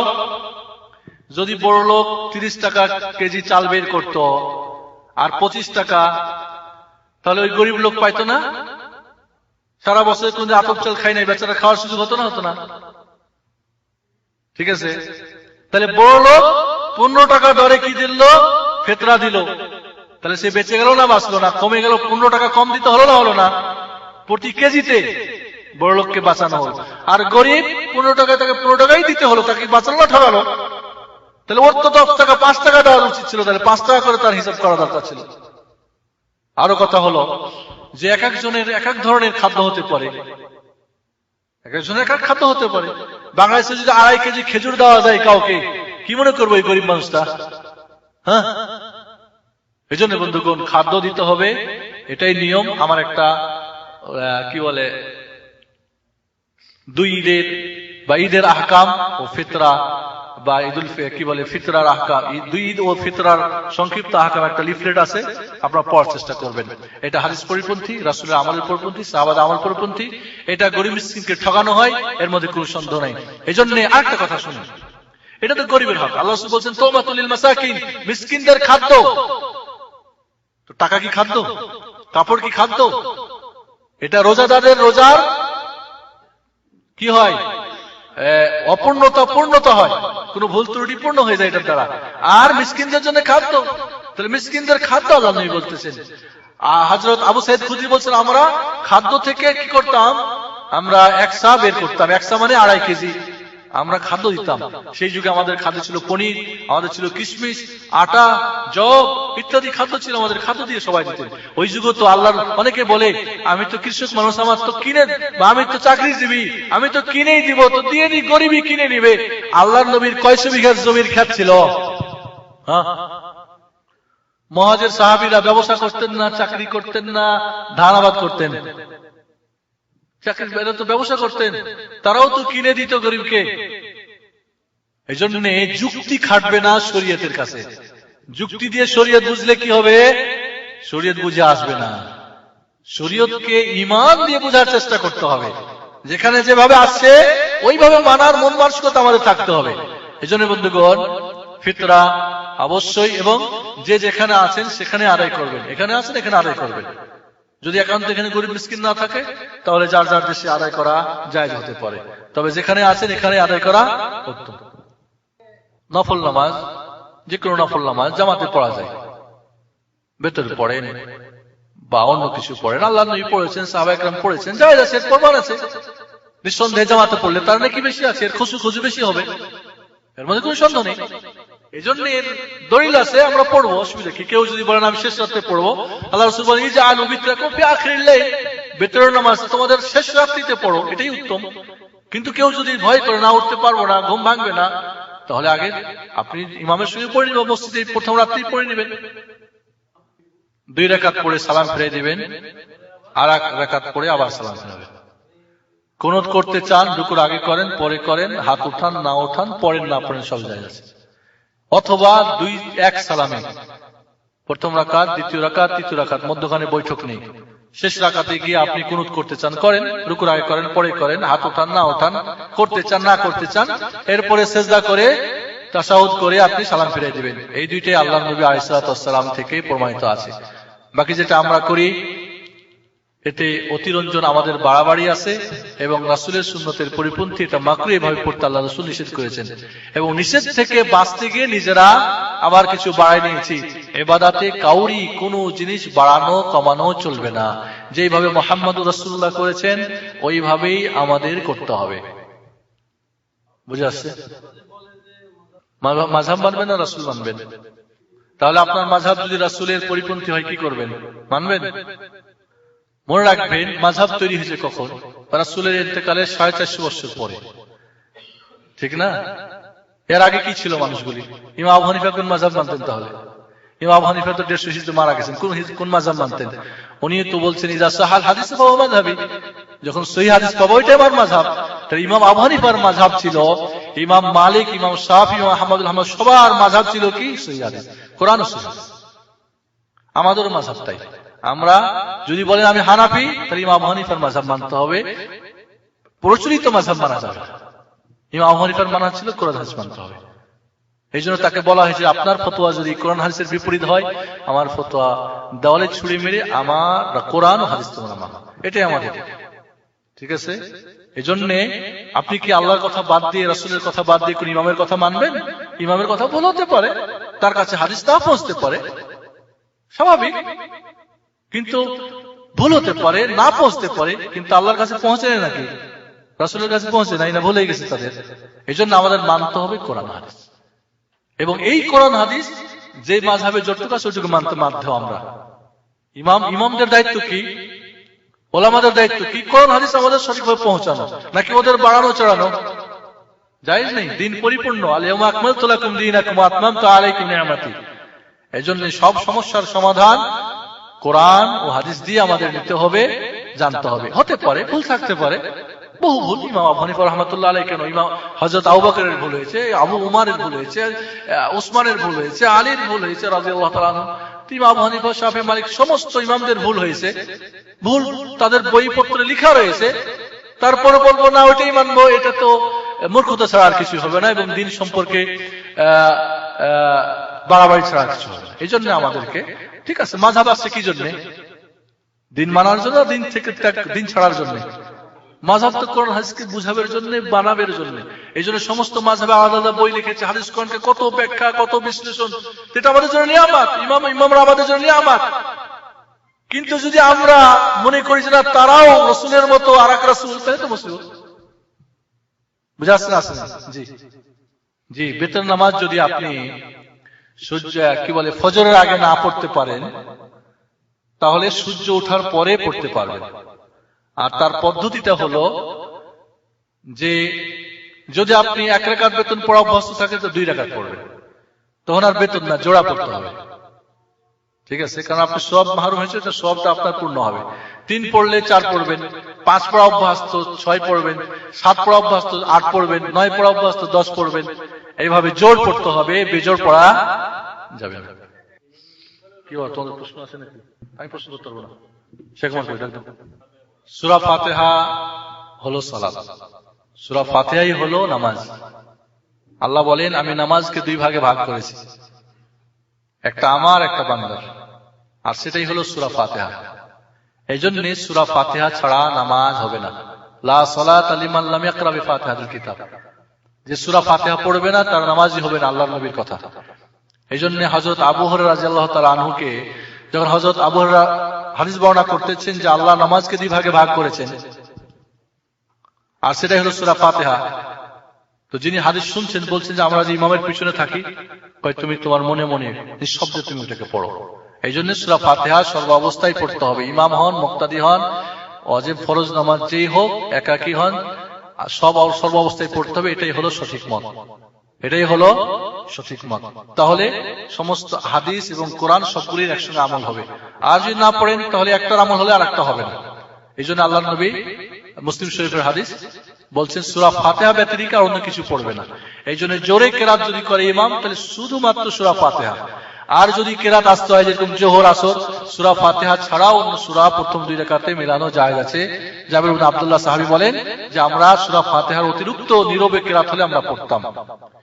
ঠিক আছে, এই জন্য সঠিক মত হলো সর্ব অবস্থায় সূরা ফাতিহা পড়তে হবে।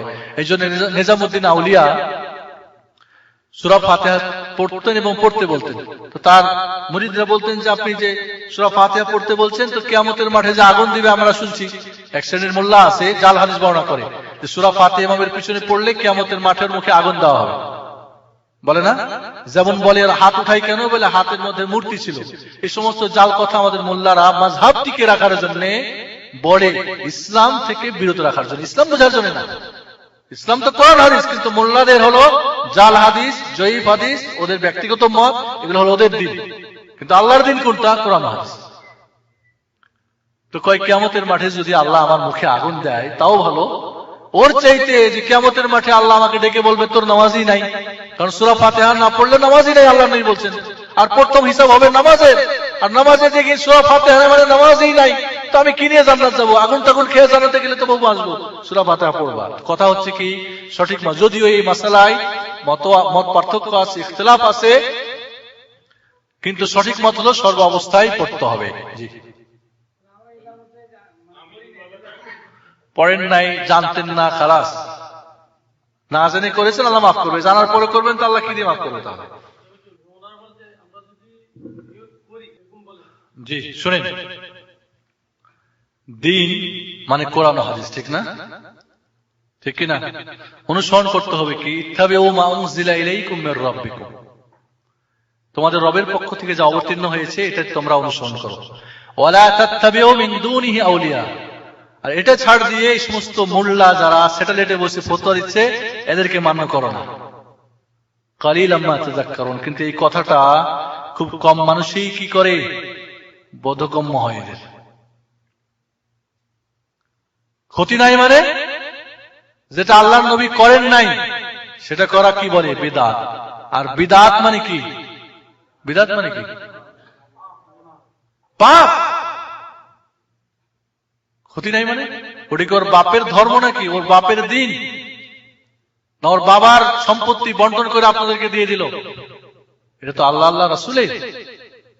অনেকেই বলে কি পড়া নাই, পড়া উত্তম।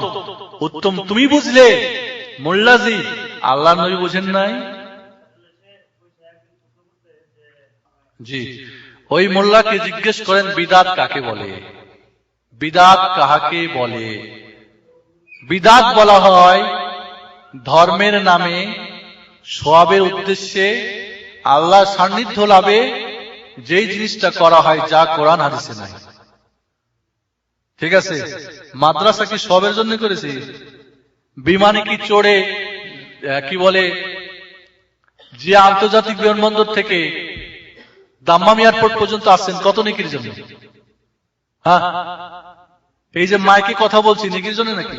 এসি চালাইছি নেকি বেশি পাবো নাকি? বেকুব বানাই, বেকুব বানাই।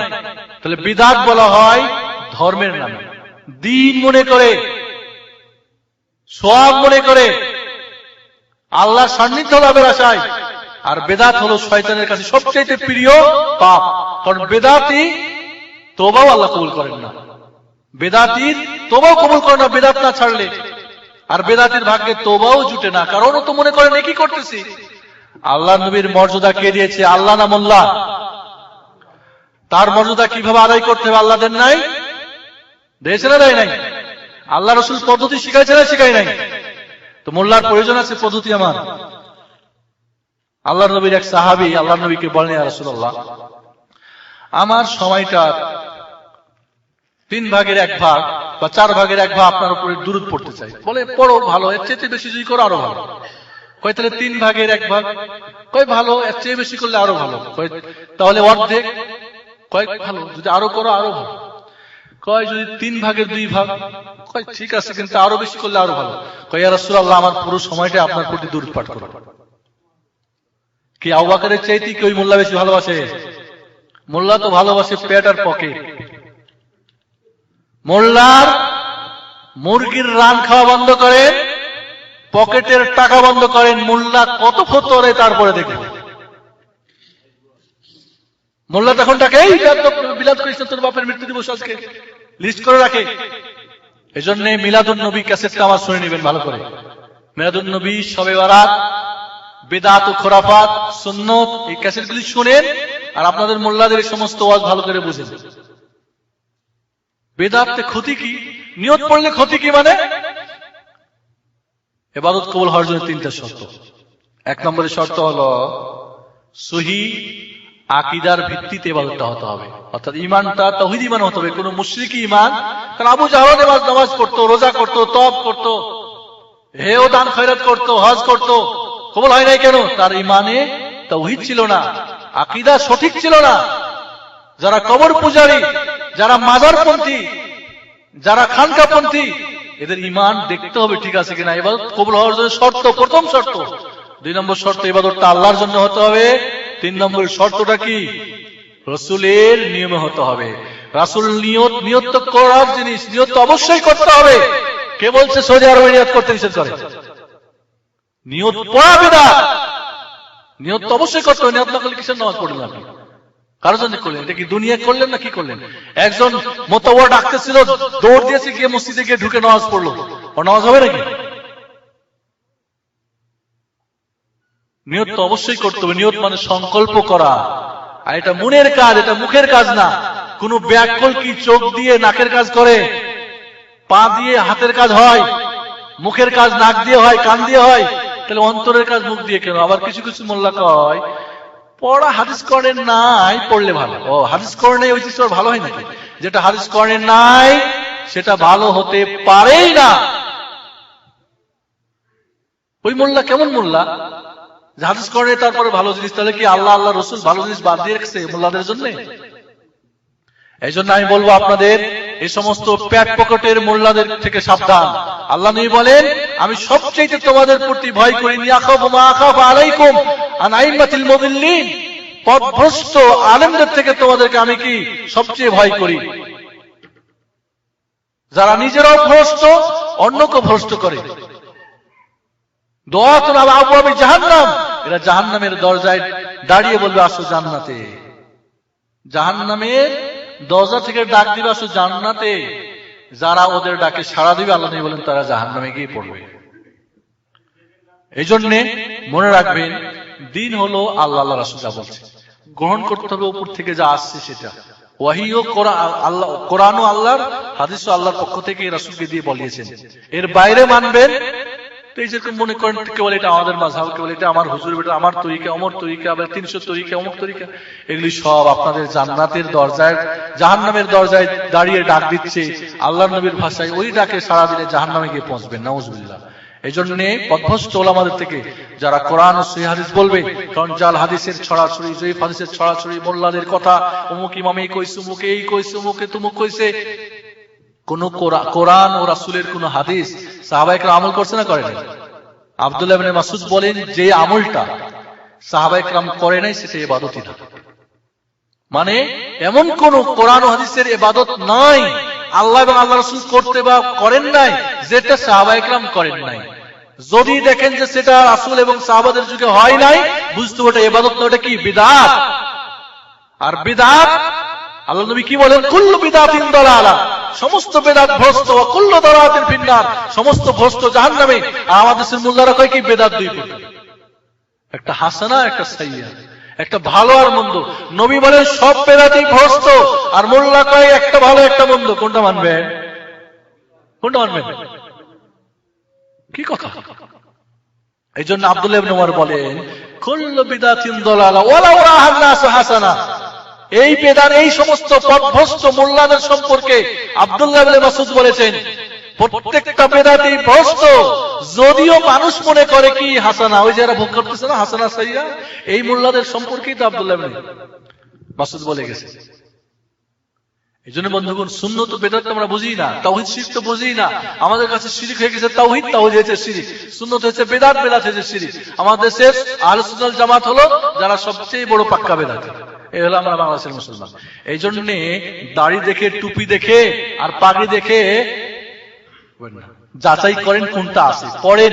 বাজার 2 নম্বর, একটু দেখে শুনে ভিসাটা কিনেন, না হলে টাকাও যাইবে, আর এখানে 10 বছর দেশেও যাওয়া লাগবে না ওই টাকা শোধ করতে। আমি আপনাদেরকে বলতে চাই 6 মাস কোরআন হাদিস পড়েন, তাহলে বুঝবেন যে আপনাদের পায়ে কোন জাল পরিয়ে রাখছে, তার আগে বুঝবেন না। আমি বলছি না কাউকে বলতে, কে খারাপ ভালো, আপনি পড়ে নিজে দেখেন। ইয়া আইয়ুহাল্লাযীনা আমানু ওয়া ইন্না মিনাল আহবার ওয়ার রুহবান লা ইয়াকুলুনা আমওয়ালান নাস বিল বাতিল ওয়া ইয়াসুদ্দুনা আন সাবিলিল্লাহ। পাদ্রীদের, মোল্লারা মানে আলেমরা, ইহুদি খ্রিস্টানদের আলেমরা ওদের সম্পদ অবৈধ পথে, হারাম পথে কি ভক্ষণ করত, ওয়া ইয়াসুদ্দুনা আন সাবিলিল্লাহ, এবং আল্লাহর রাস্তা থেকে তাদেরকে কি বিরত রাখত। ইহুদি খ্রিস্টানদের আলেমরা যা করেছে তার চেয়ে তো বাড়ি এক শ্রেণীর ধর্ম ব্যবসায়ী আলেমরা করতেছে আমাদের দেশে। আমি বলবো এদের থেকে সাবধান থাকেন। সন্দেহ ভালো আলেম আছে, তাদের সঙ্গে যোগাযোগ রাখেন, হাদিস কোরআন পড়েন। এখন বাংলায় অনুবাদ হয়েছে আলহামদুলিল্লাহ, বুখারী শরীফ, মুসলিম শরীফ, আবু দাউদ, সবকিছু ইসলামিক ফাউন্ডেশন, আমাদের সরকারি সংস্থা থেকে। এটা পড়েন, দেখেন কি আছে, কি আছে হাদিস কোরআনে, আর আপনাদের কি চলতেছে। এই জন্য বন্ধুগণ, আপনার আমল দিয়ে আপনাকে যেতে হবে, কোন মোল্লা আপনাকে বাঁচতে পারবে না। আল্লাহর নবী তার চাচাকে, তার ফুপিকে, তার মেয়েকে ডেকে বলছে, আনকিযু আনফুসাকুম মিনান নার, জাহান্নামের আগুন থেকে নিজেদেরকে বাঁচাও, তোমাদেরকে কিয়ামতের মাঠে কোনো আমি উপকার করতে পারবো না। আর মোল্লা বলতেছে বায়াত করো, পার করে নেবে, বয়ার মতো ভেসে আসবে। এই জন্য আমি বলি, আমাদের দেশে বয়াতের নামে, ওসিলার নামে বর্তমান